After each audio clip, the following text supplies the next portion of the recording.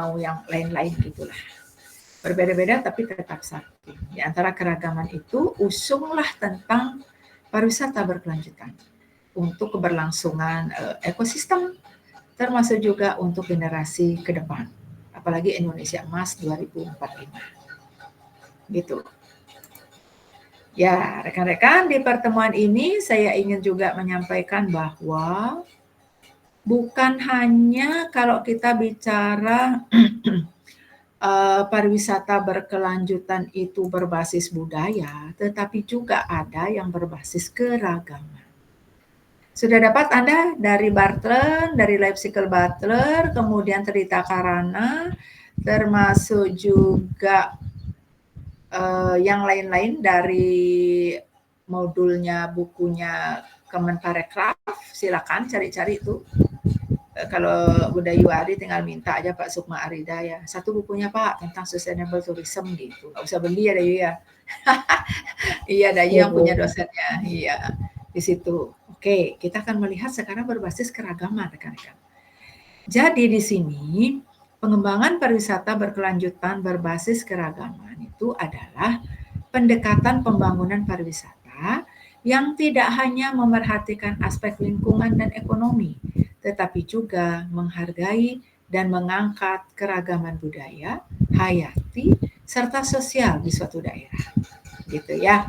Nah, jadi di dalam kita membicarakan tentang pariwisata berkelanjutan dengan pengembangan, paling tidak dengan pengembangan ini Anda harus memahami tentang potensi pariwisata dengan 6A.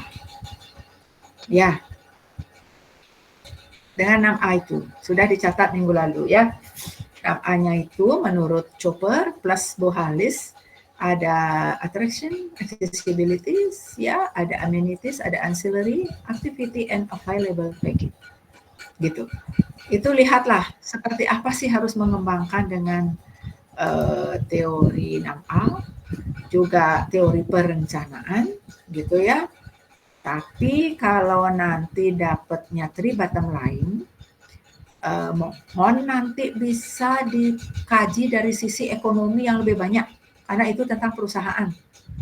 Ya laporannya seperti apa, itu kan anak-anak sekarang nih kakak kelasnya semua pada lari ke three bottom line. Padahal kita punya itu Bartlennya ada 3 gitu, walaupun dia mirip, tetapi itu lebih banyak ke sisi ekonomi. Namun di dalam kita membicarakan tentang pariwisata berkelanjutan berbasis keragaman, jangan hanya dilihat dari sisi ekonomi, juga jangan hanya dilihat dari sisi lingkungan, tetapi keragaman budaya, keragaman hayati, serta sosial di suatu daerah. Gitu. Pernah Anda jalan-jalan ke Bunaken? Ya, Manado, Sulawesi Utara. Ya, mahasiswa pariwisata jalan-jalan dong, gitu ya. Karena studi tour sekarang bagi anak sekolah ada yang tidak memberikan, gubernur yang melarang, gitu. Ada juga ya. Jadinya kita nggak tahu apa-apa gitu. Hanya melalui media sosial aja kan tidak mengalami pengalaman yang otentik. Ya, tidak mengalami pengalaman yang otentik. Atau sekadar yang dari Singaraja itu coba di pemutaran. Dulu Pak Agung Patre, seorang ini ya, pakar pariwisata, penekun ya, beliau sangat memperhatikan lingkungan di situ, termasuk terumbu karang dan lain sebagainya, karena disinilah harus ada konservasi. Terumbu karang bisa ditanam, ya bisa ditanam agar dia hidup, tapi perhatikan juga kapal-kapal yang melaut, kapal-kapal yang merapat di dermaga, apakah jangkarnya tidak mengenai? Nah ini kan, inilah sisi-sisi dari hayati gitu ya, yang ada di laut. Ya, bukan Laksamana Raja di laut ya. Kalau Laksamana Raja di laut jadi nyanyi gitu ya. Jadi nyanyi kuliah ini gitu. Baik, saya lanjutkan apa saja yang masuk ke dalam pariwisata berkelanjutan berbasis keragaman. Kita lihat pengertiannya dulu ya, kembali saya tekankan di sini walaupun minggu lalu sudah. Jadi kalau pariwisata berkelanjutan adalah pariwisata yang dikembangkan untuk memenuhi kebutuhan wisatawan saat ini tanpa mengorbankan kemampuan generasi mendatang dalam memenuhi kebutuhannya dengan menjaga keseimbangan antara aspek ekonomi, sosial, dan lingkungan. Ini mohon diperhatikan 3 hal ya, ekonomi, sosial, dan lingkungan, tapi harus diwariskan kepada generasi mendatang. Jangan hanya untuk kita hari ini selesai. Memang kalau kita melihat alam, alam tidak akan mampu memuaskan kebutuhan kita, tapi kita bisa save our planet, save our water, ya, dan lain-lain gitu. Bahkan tentang air gitu ya. Tahun lalu kan ada World Water Forum. Segitunya dunia lo memandang air. Bahkan nanti kalau bumi ini udah nggak bisa dihuni, mana sih ada planet yang mirip dengan bumi yang juga ada air di planet itu. Mars yang terdekat, gitu nih kata pakar-pakar antariksawan dan lain sebagainya ya. Bahkan Museum Subak berganti nama sekarang menjadi Water Museum. Ya itu berganti Tiang yang jadi ahli sosial budaya di situ, yang setiap tahun melakukan 2 kajian, agak kaget-kaget juga. Kemana ini nama identitas irigasi yang diakui UNESCO? Kok bisa ganti museumnya? Kan dulu Museum Subak namanya. Sekarang Water Museum. Dan kita dapat hanya di lantai 3. Lantai 1 dan 2 milik internasional. Gitu rekan-rekan? Ya. Kalau kalian belum sempat jalan-jalan ke situ karena belum dibuka, kalau ibu udah jalan-jalan dari lantai 1 sampai lantai 3. Yang ada apa tuh? Mengenal juga masyarakat agraris pertanian tuh. Oh, kalau di Korea begini irigasinya. Gitu ya. Kalau Papua dengan rumahnya gitu ya. Rumahnya bagus kan bulat kayak gitu. Nah, gitu ya. Apa namanya ya? Coba cari ya, Noi namanya belakangnya. Iya, coba dicari. Saya lupa ingat gitu. Padahal anak angkat Papua banyak gitu ya. Nah itu dapat nonton film gitu ya. Ada teaternya, itu modelnya. Tapi Subak Irageni mengganti Aji Water Museum. Tempatnya nomor 3 di third floor, third stair. Gitu ya. Nah oleh karena itu betapa kita harus memperlakukan alam ini dengan baik, ya, darat, laut, dan udara juga. Coba Anda perhatikan saat kita berbicara tentang sustainable tourism ini, apakah angkasa ini merasa enak kalau di laser? Dipindahkan hujan kemana? Di laser loh. Harusnya kan tenang nih, Pang Nagetar Sake, mengibas-ngibaskan sayapnya itu kita mendapatkan udara yang sejuk kan gitu dalam Hindu ada 3 naga. Yang baru kemarin Ibu ya bersama tim diberikan kepercayaan sebagai sekretaris yang di Museum Bali antar satu museum ke museum lain, ini pekerjaannya sekarang ya karena sosial budaya seperti itu, mengidentifikasi pecanangan. Iko pun bicara 3 naga. Nggih, enten pecanangan ya nana untuk manusia kan pabuan gitu kan. Nah, ini kita bicara 3 naga. Ada Anantaboga, Basuki, dan Tasaka. Karena naga ada yang bersayap. Singa bersayap. Nah, itu modelnya yang erat kaitannya dengan wangse nanti petulangan karena wenten juga Gajah Mineng gitu ya. Ini sedikit ya. Saya mungkin nggak tahu dapat dari mana, dosen mana gitu ya yang ngambil tentang ini sedikit ya, karena kalau Anantaboga itu adalah memelihara pertiwi tanah, kalau Basuki gitu ya, alam ini yang di tengah kita nih, di buah ini gitu ya, kepalanya ada di laut, ekornya ada di gunung, nah mengalirkan air. Begitu naga Tarsaka, dia ada di udara. Terus yang bicara tadi angkasa di laser, saya ingat dengan mata kuliah ini Udayuari dari suaminya Bu Dani, Bu Prof Dani, Pak Gung Suryawan. Nah, Niko pun ngajar dulu. Terus juga adalah pohon-pohon. Pohon-pohon itu dililiti lampu-lampu. Ada nggak radiasinya kena pohon? Nah, gitu ya. Ini juga harus sustainable. Ya, perhatikan alam gitu. Ini kan antara lain. Jadi pariwisata berkelanjutan itu seperti slide yang sudah saya bacakan. Seperti ini. Saya lanjut dulu.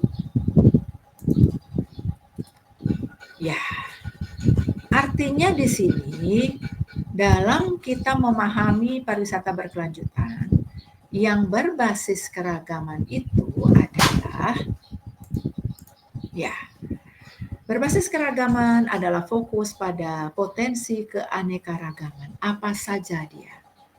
Apa saja yang masuk ke berbasis keragaman? Satu adalah keragaman budaya. Bahasa, adat, tradisi, seni, kuliner, gitu ya. Kebetulan yang dapat juga nih tentang kuliner kemarin. Ya, inilah seninya hidup. Ya, Pak Gusti Wijo juga ya, Dayu Ari, seninya hidup. Dapat saja gitu, dapat kesempatan belajar gitu ya. Ya, kemarin Ibu ada menganalisis tentang pokok pikiran kebudayaan daerah yang dapat di pengetahuan. Ya, pengetahuannya yang dapat. Nah, apa yang masuk ke situ? Pengetahuan tradisional, ada orang nambanin, ya, usade, wenten kuliner, radi bisa ditabanan, wenten nasi bejek, gitu ya. Nah, ini ke modelnya, gondenya, gitu, di Gianyar, begulingnya, serompotannya di Longkong, ini kan kuliner sebagai bagian dari gastronomi, kan? So and William, rekan-rekan, silakan dicari. Dia sudah memetakan loh itu. Apa saja sih daya tarik yang diharapkan, yang diinginkan oleh wisatawan gitu. Ya, salah satunya kuliner. Ya, belum ada kok yang angkat kuliner yang di S2 ini. Macam-macam yang diangkat gitu ya, tapi belum ada yang angkat kuliner gitu. Tradisi cuma yang tiang uji dan bimbing belum ada. Nggak tahu kalau yang lain ada gitu ya. Disinilah kita perlu untuk keragaman budaya itu ada bahasa. Jadi ingat dengan Klukon, ingat dengan Kuncaraningrat ya, tentang unsur-unsur kebudayaan itu apa saja sih gitu. Ada bahasa, ada seni, ada mata pencaharian, ya, religi dan lain-lain. Tapi kuliner masuk di sini, seni masuk di sini, tradisi masuk di sini sebagai bagian dari budaya. Ya, Tiang dapat Dayu Ari, kebetulan beliau diundut gitu ya, Tiang diajak oleh Dekan Visip Dayu sebagai mitra researcher gitu, peneliti mitra Dayu, mengangkat tentang tradisi tamblang yang ada di desa Bebandem. Ya, Karangasem kaya sekali dengan tradisi. Saya terima enggak ini PKBM budi luhurnya ini yang belum diganti-ganti dari semester 1. Ini udah lebih 26 loh, sedangkan saya janji itu adalah 15 menit. Ya, 15 menit keterlambatan baru saya terima, ini 26 menit nih. Nggak bisa ngomong saya. Nanti alasannya saya kerja gitu. Baik, nanti lihat keragaman budaya ya. Anda mencari contoh-contoh silakan. Kemudian ada keragaman hayati, alam. Ya, namanya ilmu biologi itu kan ilmu yang untuk makhluk hidup. Tapi dulu kita mengenal ilmu alam. Ya, ilmu hayat. Nah, itu namanya dulu nih. Makanya disebut hayati ada di sini ya. Ada flora fauna, ada landscape, ekosistem. Ya, kalau Anda pernah jalan-jalan, misalnya jalan-jalan Tabanan aja lah, ambil ya daerah saya yang baru lah. Baru 30 berapa tahun jadinya? 37 tahun. Saya tempati. Sebelumnya saya di Gianyar. Sampai lepas saya kuliah gitu. Ya. Sambil muput upacara, kan tiang olah ke gereja juga. Muput upacara, kayak waktu hari Minggu lah. Dari Pantai Kedungu kita nyampe nanti di Pejaten, nyampe di Nyedah tuh, Gunung Batu Kawunya indah sekali gitu. Kalau tiang Nike yang tiang nikmati, landscape-nya itu yang tidak banyak beralih fungsi gitu ya, tapi masih alami. Nah kemarin bincang-bincang juga, terus bagaimana ini, kita kan perlu makan gitu ya, perlu makan, tapi pikirkan juga masa depan dari anak cucu. Kalau semua rata sawah-sawah itu dijadikan perumahan, jangan salahkan seperti Bekasi kemarin, banjir besar, berapa meter tingginya. Kalau yang punya rumah bertingkat syukur, yang enggak. Nah seperti itu, nanti surut lumpurnya luar biasa. Karena tidak dipikirkan bahwa tanah tuh nggak ada tanah yang bisa nyerap air. Karena sudah berubah menjadi bangunan gitu. Makanya hayati landscape nih kan pemandangan. Ini loh landscape alam ini yang view orang mengatakan ini yang menjadi daya tarik bagi wisatawan di Bali ini gitu. Ya, coba Anda lihat nanti landscape yang lain. Ekosistem masih bagus gitu. Ya, kemarin yang sempat turun Dirga, Ibu cerita nggak ya? Dirga kebetulan dia ngambil Jatiluwih gitu. Turun ke Subak-Subak. Sudah nyaplak ini, namanya nyaplak ya, untuk akan kita nanam budihnya nih kok. Kan ampun bentuk niki segi empat pun pang beraturan gininya. Tumbuhnya nanti padinya gitu. Air enggak ada. Mana harus cari air? Sementara Subak terkenal dengan irigasinya, pembagian airnya dengan temuku air, wonten modelnya. Wonten mapatoye ritualnya, itulah modelnya seperti itu. Ya, kalau kita tidak bijak dalam memperlakukan alam ini, ya terganggu ekosistem itu gitu. Okay? Nah, kemudian rekan-rekan, selain ada keragaman hayati, juga ada keragaman sosial. Gaya hidup nih, lifestyle ya. Kan sekarang orang ini termasuk pariwisata kontemporer juga sih. Gaya hidup itu kan lifestyle. Jadi boleh baca David Kenney, silakan. Ya, seperti apa gaya hidup era sekarang di 4.0, nanti menuju ke 5.0 plus society. Ya, tolong diperhatikan. Ada presetan dari René Descartes. René Descartes ini kan filsuf Yunani tentang filsafat rasional. Saya berpikir maka saya ada. Kalau nggak berpikir saya nggak ada. Yang disebut dengan cogito ergo sum. Jangan baca sum ya, karena sum itu dibaca sum. Cogito ergo sum. Saya berpikir maka saya ada. Namun gaya hidup sekarang, ya, saya bergaya maka saya ada. Itu kan Anda bisa melihat bagaimana dinamika yang terjadi pada masyarakat yang kebetulan membuat tentang bagaimana Sarati ya di jurnal Scopus. Kemudian ada termuat juga tentang hegemoni Sulinggih dalam upacara Ngaben di era modern. Kemudian nanti akan terbit juga tentang dinamika, ya, dinamika masyarakat ini dalam melaksanakan upacara Ngaben. Coba Anda lihat, mau di daerah-daerah, kalau Denpasar belum saya lihat ada perubahan sampai pakai mobil untuk badinya. Tapi daerah-daerah seperti daerah pariwisata sekarang, Kampung Tiba kan banyak sekali ada villa ya, banyak villa itu, Ciputra juga ada di situ. Kemudian disitulah waktu tiang boleh lunga, kintan sarang olah kegeria, sarang ajiknya. Nah, di situ tiang melihat bahwa badai ataupun wadah itu tidak lagi diusung, tidak lagi ditegan, tidak lagi pakai roda, tapi pakai mobil terbuka. Kapnya udah nggak ada. Ya, kemudian setirnya kelihatan.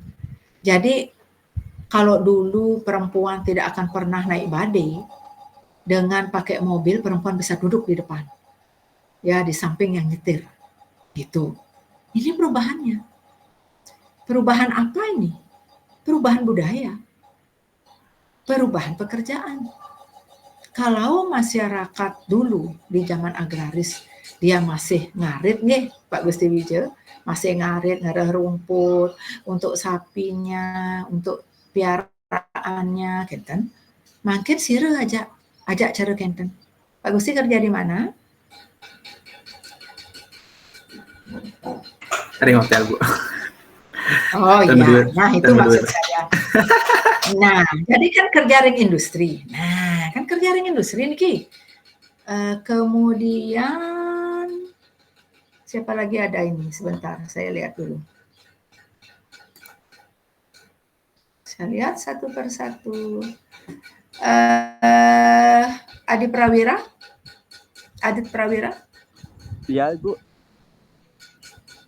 Nggih, Bu. Kerja di mana? Udah kerja? Oh, udah kerja? Udah, Bu. Kalau kerja pokoknya itu yang di SD, Bu.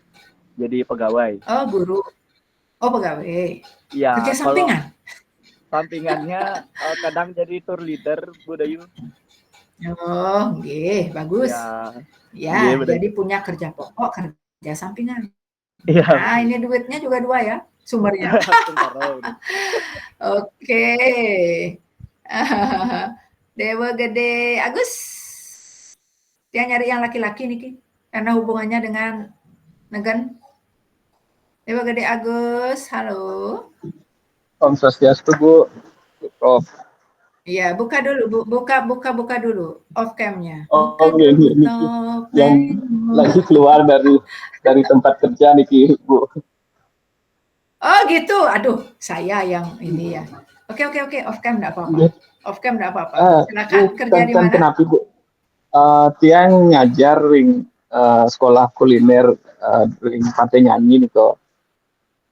Oh, dekat dengan Politeknik Internasional?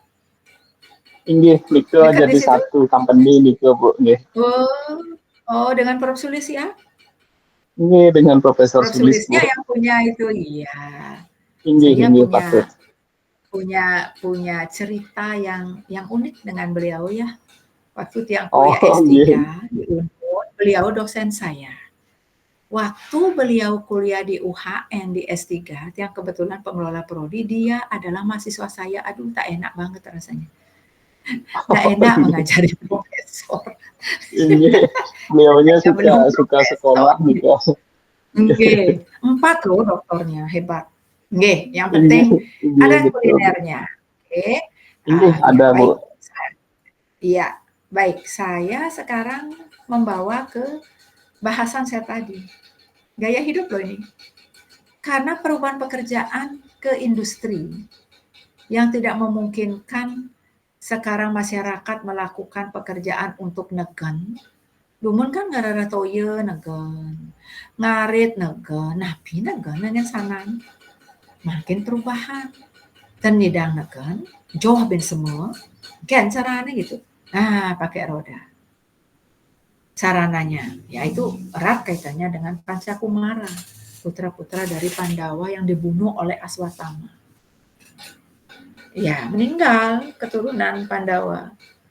Ya, dibawa ke Setre, jadi waduh, masih ada lagi.